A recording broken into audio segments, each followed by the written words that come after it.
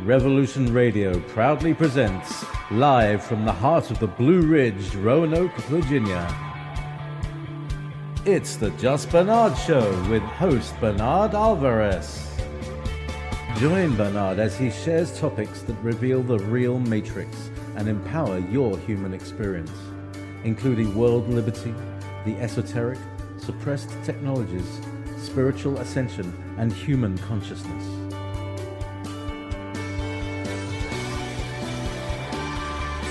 Humanity has awakened, and our time has come to realize our full potential.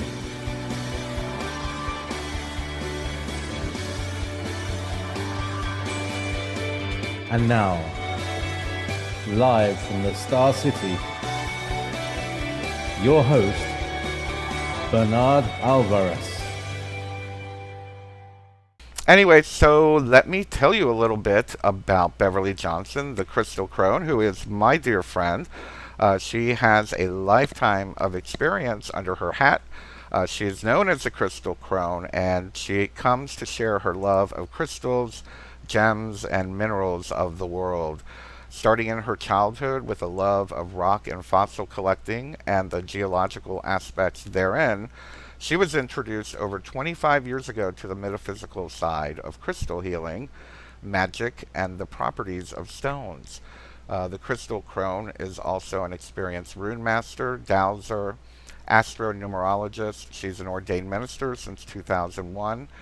And excuse me, I lost my place here.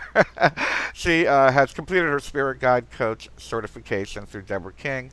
She's studied a multitude of magical and spiritual paths, holding to her personal truth that there is much to be learned and shared by all. In her free time, she loves music, writing, movies, reading. She's a fierce advocate for children, animals, the elderly, just everyone disenfranchised, just like me, and LGBT issues. Anyway, so let's welcome to the show Beverly Johnson. How are you, Beverly? Welcome back. Hi, Bernard, and hi, Treva. It's so great to be back. I'm so glad to have you here again. It's always great to hear your voice. So thank you very much. My pleasure. How have you been, Beverly? What's been going on in the crystal realm? Any exciting stuff going on? Oh, the crystal realm is always fascinating to me. In Roanoke and Salem, Virginia, here lately, about a weekend or two ago now, they had the Gem and Mineral Show that they always have. I know quite a few of my students and clients went, and it seemed to be pretty good. Oh, good. And, we're talking about your 50th birthday.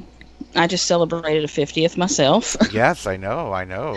It's like we're all coming of age. It's so funny. I've been watching on Facebook. All the people I grew up with are turning 50 almost this month, it feels like. But it's interesting.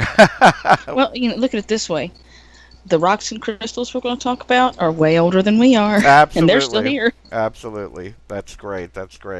And so today we were talking, we had spoke about talking about the science of crystals. What did you mean by that? What is the connection there? Well, the connection, I think, will best be explained through a couple little scenarios, if you don't mind. Right.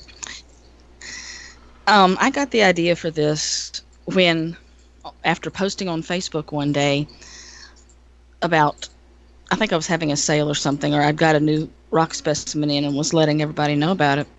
A woman come up and commented underneath one of my things, and her words were, "Grab onto God instead of a rock." And I kind of laughed to myself a little bit, because if she knew how many times gemstones were mentioned in the Bible, she might have a different outlook. Today I see in the quote-unquote New Age metaphysical field, when people start to work with crystal gem mineral energy, they seem to have an idea of, they go out, they buy a rock, all their problems are fixed. Right. I know you've run into some of that as well. Oh, yeah. And there's much more to it than that. And some of it's subtle and some of it's right in your face. But where the science and the spirit meet has to come down to energy and some correlations that I have seen going from the physical world to the metaphysical. that make sense? Yes, yes. Okay. Um, so after that comment came up on one of those Facebook posts, I dug into my little research again, because as long as I've been doing this, you still have to refresh your brain now and then. You can't hold it all in all at once. Always a student, that's what I say. Exactly. You're always learning. So, we talk about crystals and their energy. I have a question for you. Well, I know you probably remember this. People younger than us might not. You remember the crystal radios? Vaguely, vaguely. You used to be able to buy a kit through a little mail order thing. And I think it came in comic books and stuff like that for younger kids, where you could build your own radio. It was called a crystal radio because it had a crystal power to it. Well, the first time people hear that, the first thing they think of is, oh, there was a little quartz crystal sitting in there somewhere, right? Well, it wasn't quartz. They actually did use a crystal, but it was a crystal of galena. Now, galena is a metallic substance. It is one of the primary ores when they dig to make lead. And it does carry a charge. Metaphysically speaking, now that's scientifically speaking. You see the science used there, the energy that uses. Yeah. Metaphysically speaking, we would refer to that energy as its frequency. Right. So then you begin to start to draw lines between energy, frequency. Then you go to vibration. Still with me? Yep. Bernard? Yeah, sorry, I was choking. Oh. For a minute, it got silent there. I was a little bit worried that we had lost connection. There's one example of a crystal or a mineral that crystallizes being used as energy, scientifically. Another one, and you'll see where I'm going when I finish these examples. We've talked about mica before, sheet mica. Yeah. Technical grade mica is used as electrical components. It's used for microscopy. It's used as window sheeting and thermal regulation. So mica is a mineral that is used for all these things in the scientific world. Now this gets a little closer here. In the metaphysical world, we associate mica with the sun, the sun's energies, fire, burning, strength. And now how cool is it that what we associate it with and what it's been associated with since before NASA came into being, its properties actually help regulate what it's associated with metaphysically. Its scientific properties of being able to be a thermal regulator, keep heat away, or shield from heat, are the same thing we use it for in the metaphysical world associated with the sun's energy. That's very cool. So you're starting to get the correlation now, aren't you? It's starting to fall into place. Well, Quartz Watches. I was just gonna make a comment. Isn't it fair to say that magical properties and metaphysics and whatnot? I think many of us have defined that as science that has not yet been explained. So it seems like they're finally catching up when it comes to crystals. Exactly. Among other things, of course. And if you think of crystallization, and I'm not going to get into a whole geology textbook here, I do suggest that everybody, when they start to work with crystal energy, learn the scientific properties as well and the chemical makeup, because then you start to see the correlations like what I just explained to you and our wonderful listening audience out there. Another example, we've all heard of quartz watches, right? Yeah, of course. Now this one here, let me back up a little bit. This here example goes with the question I usually get, or the statement I usually get about, it's just a rock. How can it doesn't feel anything, or you can't feel anything from it. It's just a rock. And even you've heard me get that before. It's just a rock. Mm-hmm.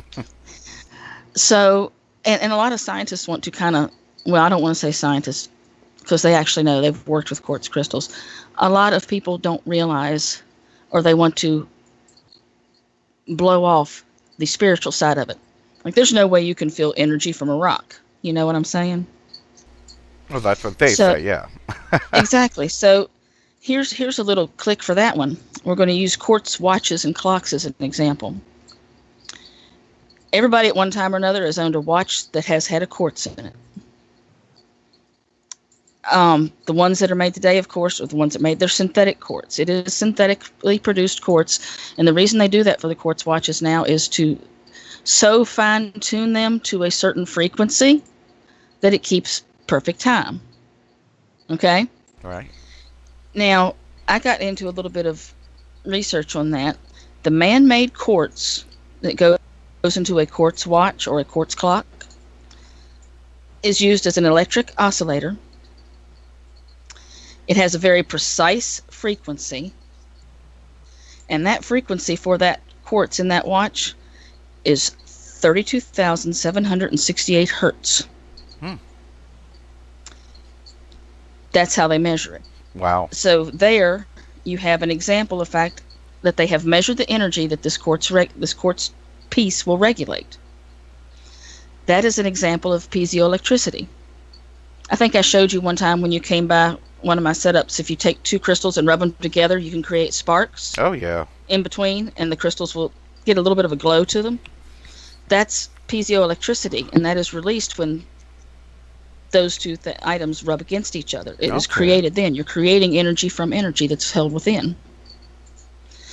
So, if they can tune a piece of quartz, man-made or otherwise, to a specific frequency that is recognized by a mechanical object, how can anyone say that a person couldn't feel the same thing from a natural crystal when we know it's in there, it just needs to be tapped into?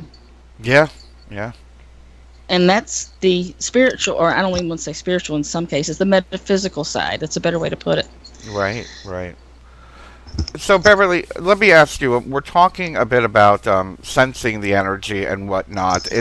Are some people more adept or more naturally able to sense the energy of crystals?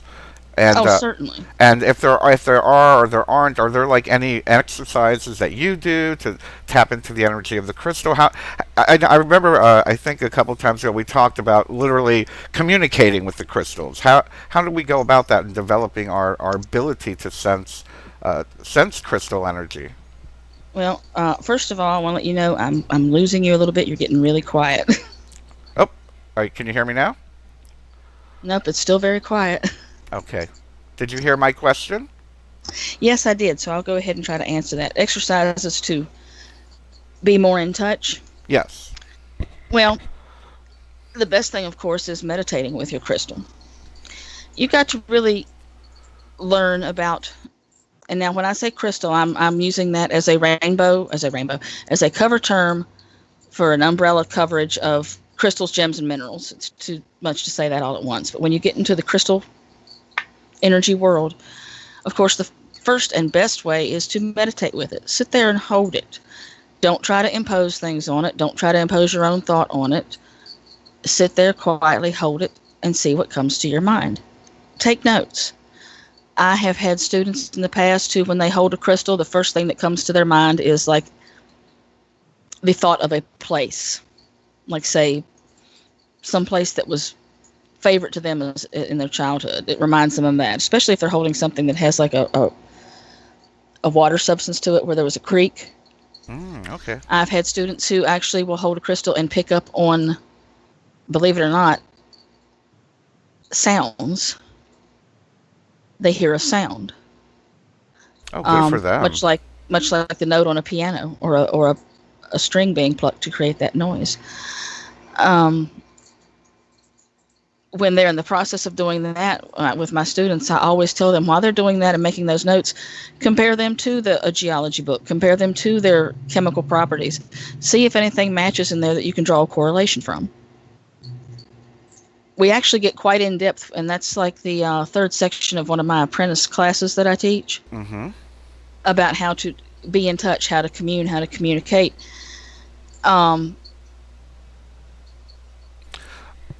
Actually, let me ask you a question, because I'm thinking about that whole concept, and it reminds me of when I was training with the tarot cards. And you know, when it comes to, I'm guessing training or learning about crystals is similar to getting to know the vibration or the frequency of a tarot card, in the sense that we're learning the basics. Okay, like, there are guides, there are tables. I'm sure there are reference to each crystal, that people have studied and developed over, well, thousands of years. I'm sure when it comes to the magical arts about how this specific crystal is used for that. But is it fair to say that while a particular, let's say, a beautiful amethyst, and we all know about amethyst, and it opens the third eye, etc., etc. But Oh yeah. once you develop your relationship with that one particular crystal, could it take on other frequencies or other capabilities as an individual rock versus it has to have all those qualities that are in the book, so to speak? Well, I think I have certain crystals that I work with all the time for my own purposes. They're attuned to me, I'm attuned to them. And after so many years of doing that, it's just a matter of everything clicking into place. As far as them taking on something else, that comes with growth. If you grow, if you expand, your toolbox gets bigger. Does that make sense? Yeah, yeah. That's about the simplest way I can think of to put it. What tickles me about, where science and spirit meet when it comes to the crystal world are the correlations we've drawn that have been in history books, they've been in mythology books, they've been in religious books. Did you know that? Did you know that just about every religion has something to do or something in there that contains gemstones in their history and their legend and their lore? About every. Yeah, of course there's gemstones in the Bible. Right. There are specific stones mentioned in the Quran. Of course, with gemstones being in the Bible, the main place that they're mentioned is in the Exodus. I'm talking about the breastplates of the high priests Oh, for the okay. temple. Yeah, I don't So, remember that. well, since you've got that in the Bible, you've also got it in Judaism. Because, Yes, yeah. we share, those two share the same. There are gemstones mentioned in Buddhism. There are gemstones used in Ayurvedic medicine. Yes, exactly. So So it's pretty universal, spiritually speaking. it's extremely universal, and people often forget that these wonderful minerals that are here on the earth for us to either adore, look at, or use, we're put here for that reason. Regardless of what spiritual path you follow, things are here for a reason. If you want to get more into the scientific part of it, Oh, you've got, I'm sorry, what'd you no, say? go ahead, go ahead. Sorry. You have to think about frequency. You have to think about your own frequency. If you're down, if you're depressed, if you're having a bad day or you're mad, your frequency, your energy is going to be lower and more dense. Yeah. If you're having a good day, you're more likely to pick up you're going to pick up the good vibrations, like the song says, the good vibrations. Yeah. And crystals can magnify that. Either way, they can magnify it, lower or higher. Not every crystal is going to work the same for somebody. You and I have discussed that before. There's a basic outline of basic gemstones, crystals, and minerals that people who are starting with this tend to draw on. Right, right. And beyond that, that's a matter of adjusting your own frequency or programming the crystal to your frequency. It depends on the situation. You're bringing up a really good point because it reminded me of, back in my early days getting involved in metaphysical work and magical work. And I guess it was in my 20s. And, in your 20s, you're still a moody teenager, basically. It's an extension of your moody teens. And, Or the rebellious ones if you didn't have it then. right. And I remember I was feeling, I guess I was like a little depressed at that time or whatnot. And I forgot what it was. I believe it was hematite. And I was carrying around the hematite, and I wasn't feeling any better. I thought I needed to be grounded.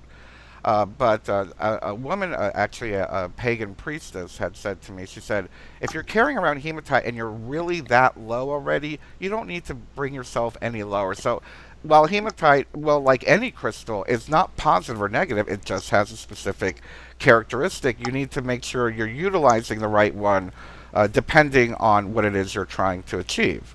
So, Exactly. That's funny you bring that up because that was one of my examples was hematite. Um, Hematite is considered a very grounding stone, and sometimes a shielding stone, especially if it's been polished and made all shiny. okay. Shielding, it reflects things back that are directed towards you. But if you're low, you don't need to be any heavier. And hematite actually is a physically heavy stone. You know that. It's heavier than a little tumbled hematite is way heavier than a tumbled quartz of the same size. Oh, yeah, yeah. And hematite's used in lead production. It's another ore. It oxidizes, it rusts. There's energy in itself. When something oxidizes and rusts, that's energy being dispelled. That's interesting. I never knew that. And like I said, if you're that low already, you don't need grounding. You might need shielding. And that's when I tell my people, instead of using hematite, which is usually the go-to for everybody, grab a piece of black obsidian or even a smoky quartz. Smoky quartz does wonders for shielding because it will transmute a lot of that negative and use it to feed itself and keep things away from you. Oh, that's good. And it's a much higher frequency. That's very good to know. Now, Beverly, we've only got about 4 more minutes on this particular segment before the commercial, and I just want to have this opportunity to let you share a little bit about, where people can find you, how can they learn more about the work that you're doing, or get some crystals from you. Where can they go? Well, first place and easiest place to find me is on Facebook. Just do a search for The Crystal Crone, and the page should come right up. From that page, you can find my website. You can message me. I didn't have this last time we talked. I have a small online shop where you can purchase crystals. I keep a decent variety of rough stones and some pretty cool crystals, like anhydro crystals from Tibet, a couple of Lemurian seed crystals. It's been a new undertaking for me. Setting up a shop it's been a while since I did anything like that. Oh, yeah. Well, congratulations on that. That's wonderful. And thank you so much. I want to remind everybody that this is day 2 of our 500 event. This is, for lack of a better term, a very loose, how shall we say, pledge-a-thon. If you're wondering why we're doing a pledge-a-thon, as many people know, YouTube has cut our revenue drastically. For many of us who rely on that income, we are now turning over to a wonderful platform called Patreon, patreon.com. You can make a pledge, join my tribe, and on different levels, you'll get different rewards. For example, if someone were to pledge $5 a month, you'll get access to my private wall that only my tribe members can see. You'll get access to MP3 downloadable podcasts, which aren't available anywhere else. You'll get, I'll tweet and let everybody know that you became a member of my tribe. You get entered to win a signed copy of my book, which I do a drawing every couple of months. And you get access to all of my shows in full length, most of my classes, I will say, except for the new one. And again, depending on your level of commitment, you'll get everything from getting mentioned on the radio show, getting credits on my video, getting copies of my book, getting free access to the consciousness classes, things like that. So, but you can start with as little as $2. Our goal is $500 a month in pledges. That's what we need to produce the Just Bernard Show, the Just Bernard Channel, the Just Bernard Radio Show. And we need to bring things back up to that level. The good news is we are already, as of today, thank you everyone, we are at $237 in pledges. So let's get over to patreon.com/Bernard Alvarez and go ahead and make a pledge and join my tribe and receive those rewards. And now, back to your host, Bernard Alvarez. And welcome back to the Just Bernard Show here on Revolution Radio at freedomslips.com. Revolution Radio is the number one listener-supported radio station in the world with, geez, what do we have, like 40 hours or 80 hours of shows a week. Revolution Radio provides a great service. So if you can, also make a small donation to support freedomslips.com and keep all these wonderful programs, keep this radio station going. Before the break, we had Beverly Johnson, and she is joining us for the rest of this hour. Welcome back to the show, Beverly. Hello. Hello. So you and I are actually going to be doing a workshop this weekend. Can you tell us a little bit about what you have in store for us? Oh, our workshop this weekend is going to be so much fun. Crystals in your higher consciousness. I'll give a little tidbit away in saying that the one thing we need to remember when it comes to our consciousness, it's like I said earlier, you can't go out, buy a rock because somebody says this has a really good vibration, and expect to immediately tap in. It takes work, it takes focus, and not every crystal is going to work the same for every person. It takes finding that. We are going to have so much fun covering that with the crystals in the consciousness this weekend. Yeah, I'm really looking forward to it. Me too. And for those of you that are local, or if you want to come into town for the weekend, by all means, you can join us. We will be doing a 3-hour workshop Saturday evening at 7 p.m. at the Roanoke Diversity Center. Tickets are $35, and you can go to Eventbrite, or you can probably find it right on my Facebook page. There should be a Facebook event there. But I'm going to be working on, if you guys know anything about the last course that I just released, is how to contact your higher self and your spirit guides. We're going to be incorporating that and how we can use crystals as well to help us tap into our higher consciousness. And speaking of that, Beverly, what are some of the most profound, what for you in your experience? You said that, everybody's a little bit different, but in your experience, and it doesn't necessarily have to be tapping into higher consciousness, but which crystals are the most, how shall I say, you feel the most that you can really feel their energy for you personally? Well, what am I most drawn to for working with crystal energy? Well, that you can feel something. What are the ones that you feel the most from? If I'm in a place where there's any Tibetan quartz or Brazilian, specifically Lemurian crystals, I'm drawn immediately to them. Those are my two crystals that I go to for me. Lemurian seed crystals and any crystal from Tibet. To me, they have an extremely old energy. And for those of you who choose to think about lost civilizations such as Atlantis, Lemuria, I tend to lead with those when it comes to tapping into that part of the ancient records for myself. Other stones that I really feel something from, I think the best one I can say is, and for years, when I was small, I did not like my birthstone. My birthstone is emerald. I didn't like green. It's just a little kid thing, But when I started working with them, I have a whole new appreciation for emerald. I can really feel when I use those.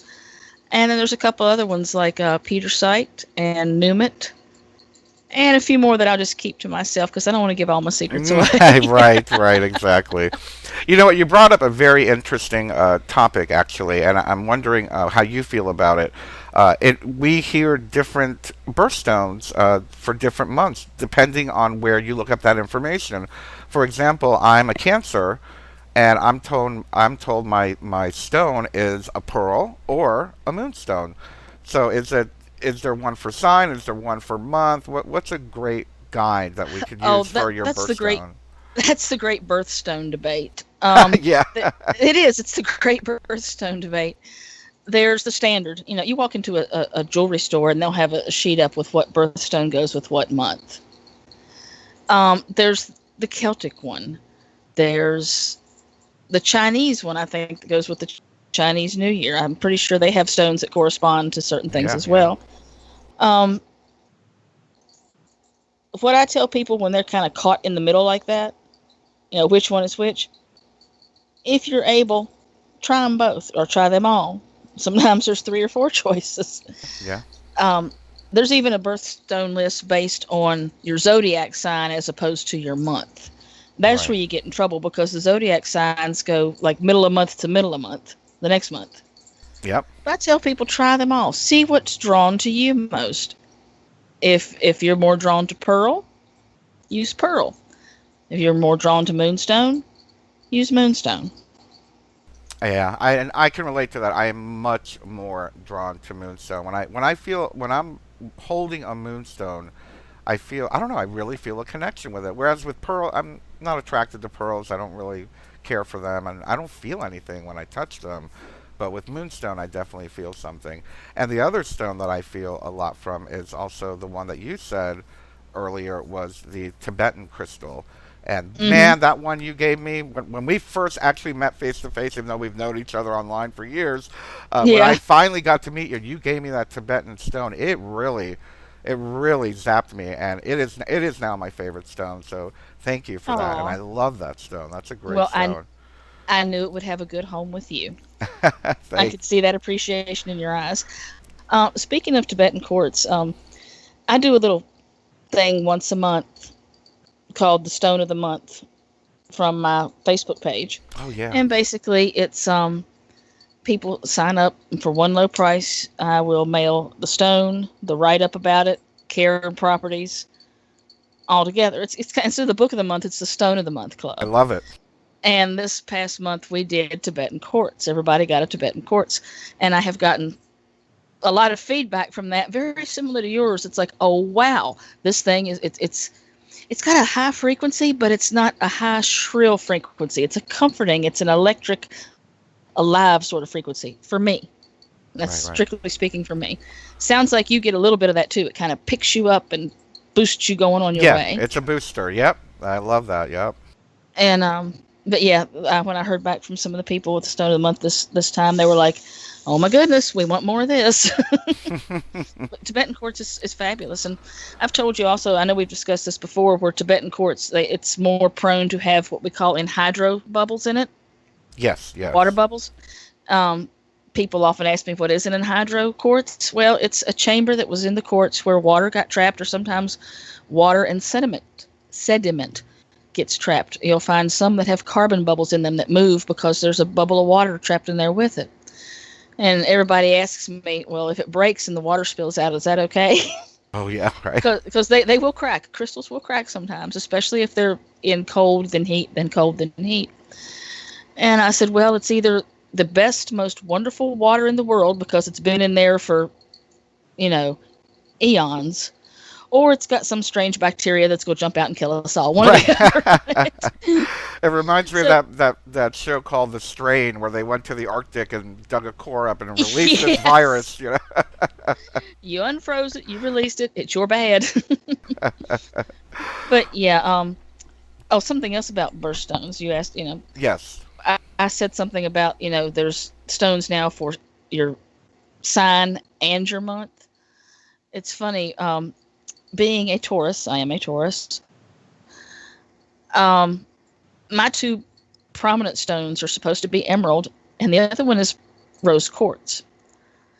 Uh, and rose quartz, I never really worked much with either. I have, as you could probably understand, growing up, I have an aversion to pink because everything was pink when I was younger Right. to a I'm certain sure. I'm point. sure. So, I stick with emerald, just like you stick with the moonstone. Yeah, and rose quartz happens to be one of my favorites as well. It always makes me smile for some reason. I like to hold on to it. But I'm a Cancer, so I like love and all that stuff. I'm a real mushy guy, so Aw. it taps into that love vibe that I have carrying around with me.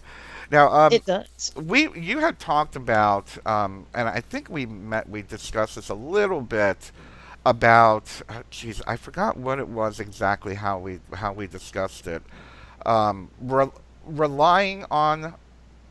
Oh wait, I know what it was. We were talking about converting the energy of a stone to do a specific thing, like how people use it for healing, whereas it may not necessarily be a stone for healing, and some of the shortfalls we can get caught up in there.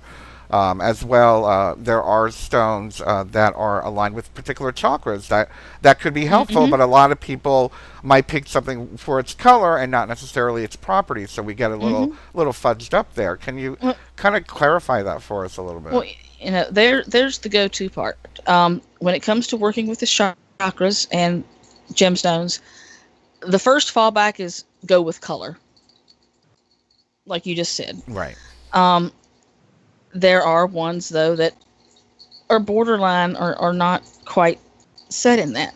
That's where it comes a lot down to someone who really needs to focus on knowing themselves, because if they try to force, like, this amethyst is supposed to do this and I say so, if it's not going to do it for them, it's not going to do it for them. And then their frustration grows, and then possibly the problem grows, or the discomfort, or as they say, the dis-ease. Yes. The dis-ease grows. Um, First fallback is go with color. That goes with the chakra system. But when you do, read each one, study up on each crystal you've chosen. If it doesn't sound true, if it doesn't ring or click for you, don't try to force it to. And don't try to force yourself to be in line with it. That's not the way it's supposed to work. It's supposed to be a continual flow of generated energy back and forth between you and the crystal. Just like if you were an herbal practitioner. It's that grow between you and that plant. Don't force it, nurture it. Same Right. goes with energy working. Another thing with the chakras, and this is what I told one person one time, and it actually worked. I had tried it myself. If you don't have the certain specific crystal or stone that whatever book you're reading or person you may be listening to even says, if you don't have those 7 stones per se, there are lots of stones you can use in their place. Quartz crystal can pretty much be used in place of any other stone that's Yeah. listed on the chakras. The only thing I would say is don't use a quartz crystal for your base chakra, for your root chakra, because that one does need to be grounded. You need to stick with things. Well, of course, the color for that is red. Right. A lot of people go with garnet. And I'll tell you why they go with garnet for that one. It's because it's a deep red. It's a blood red. Well, that form of garnet. Garnet comes in many different colors. It really does. Right. But you would go with that. And, I find that amazing, because that your root chakra is your base. It's your foundation. It's strength. It's strength of will, that moves then up to the solar plexus as it moves along. Garnet is one of the best ones for that. And it's funny because, we actually use garnet in industrial scientific methods today as an abrasion. Yeah, it's used as an abrasive. Really? Yes. And so if you think about it, here's something that's quote unquote hard as nails, giving you a base that might be solid as nails or solid as a firmament.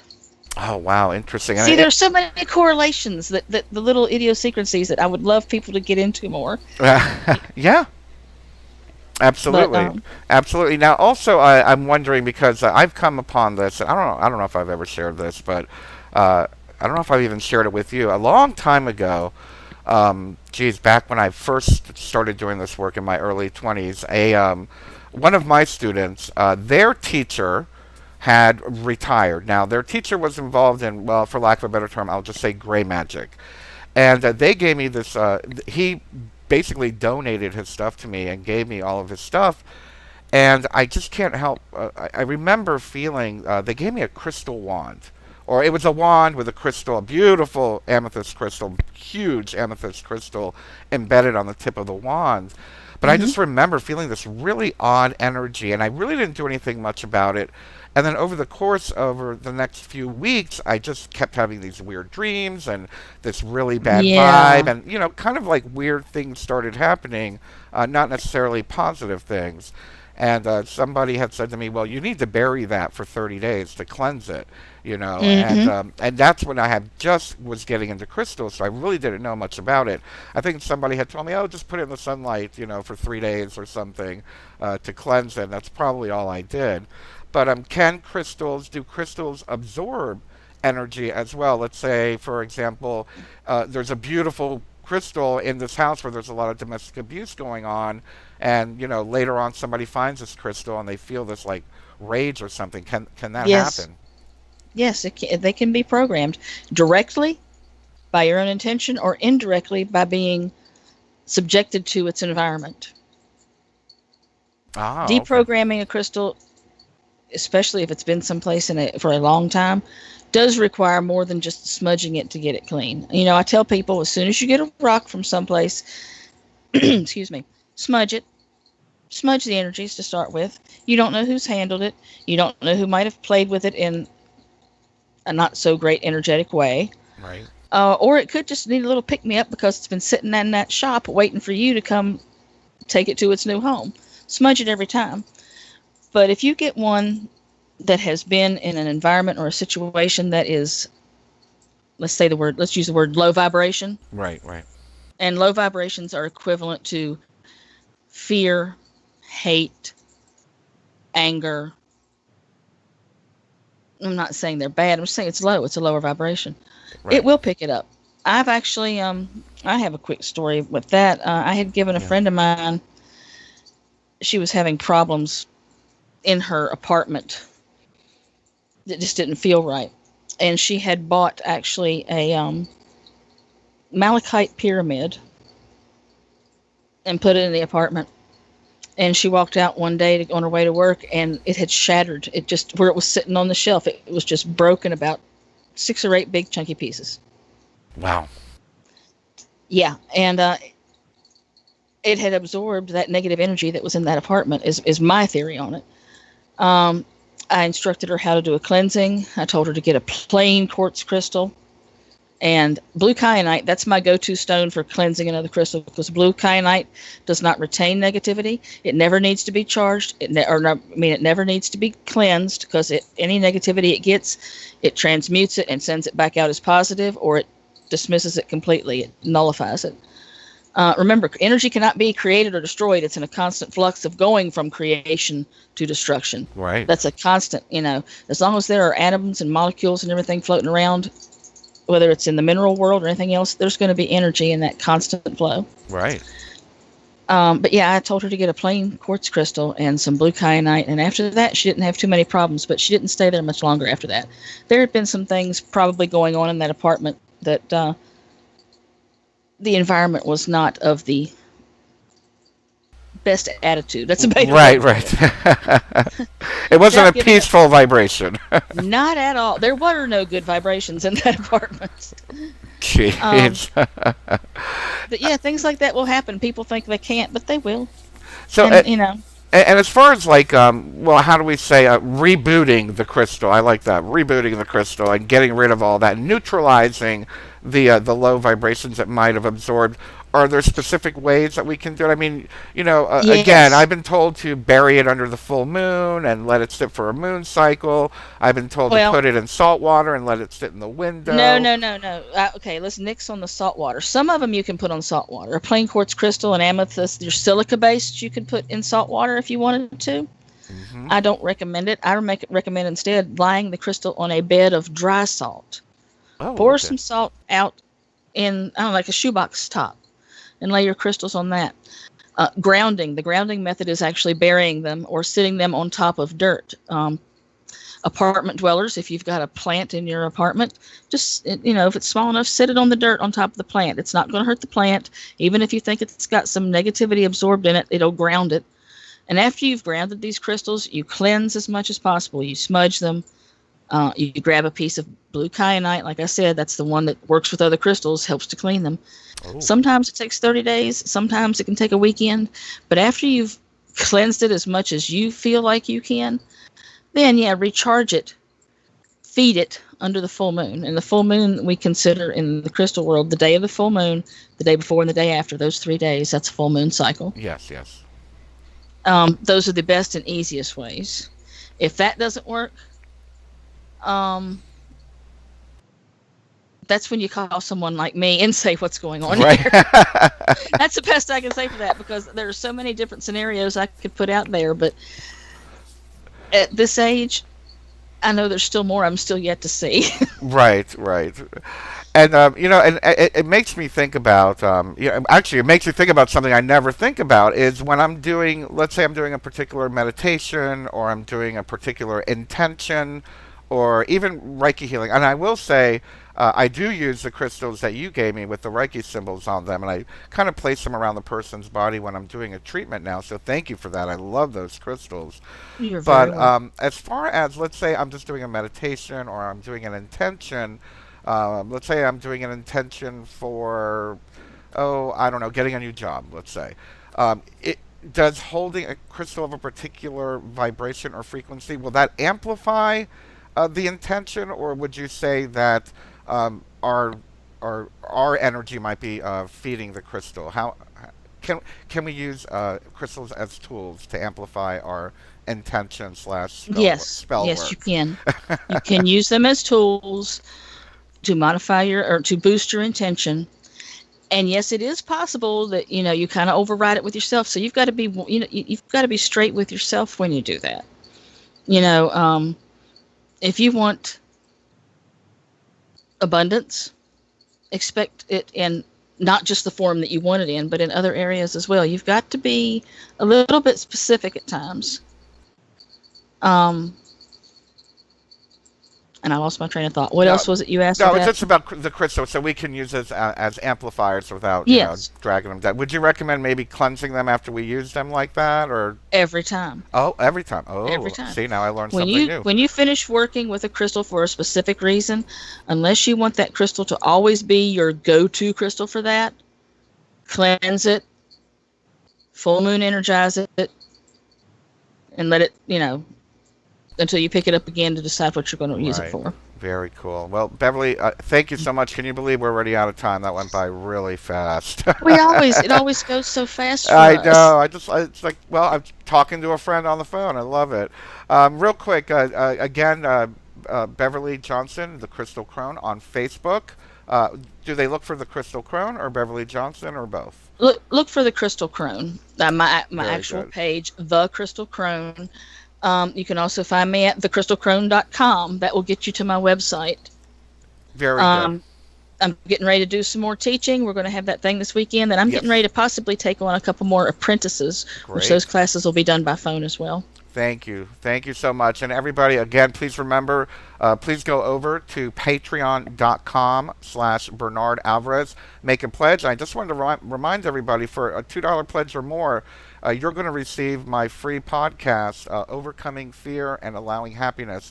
It's a webinar, and it's only available to my patrons. So go on over to patreon.com/Bernard Alvarez. We are up to 237. We need to get up to 500 by the end of this month. Thank you, everyone. Next week, I have shamanic healer and teacher Gwilda Wiyaka joining me live here on the Just Bernard Show on Revolution Radio. I love you, everyone. Have a wonderful week.